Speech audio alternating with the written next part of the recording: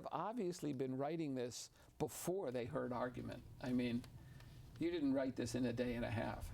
President Trump's team had filed an emergency motion to vacate the stay that the trial judge entered, which suspended his executive order. He wanted the Ninth Circuit to reverse that decision to suspend his order. Today, the Ninth Circuit ruled 3-0 in a 29-page opinion, which is a really long opinion for a motion. They ruled unanimously that President Trump's arguments are rejected and that the stay will stay in place, issued in Seattle, and the case will return to Seattle for a further examination of the merits of the legal arguments.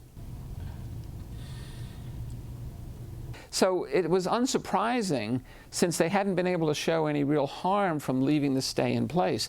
It's a temporary stay. It's called a temporary restraining order. It won't last any longer than it takes for the district court judge to rule on the merits, which might take, 3 or 4 weeks, but it's not going to take months and months. So it really wasn't surprising. The other thing is likelihood of success on the merits.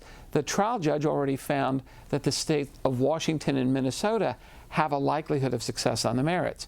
On appeal, the government has to show that not just that that's wrong, but that the government has a likelihood of success on the merits, and they didn't show that either. In other words, it's a hard case. It might go either way.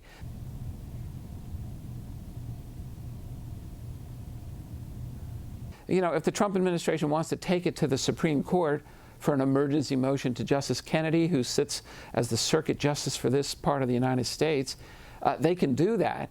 But that court is now divided, we think, 4-4 with 8 members. They don't have a 9th member. And so I don't see how the Trump administration would expect to win at the U.S. Supreme Court.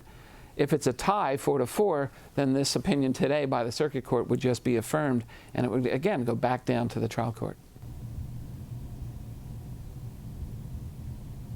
So, I mean, politically, this is sort of like a learning curve for the administration. I think if they go to the U.S. Supreme Court, they risk getting a serious adverse ruling. I think if you were thinking strategically, you wouldn't go up there.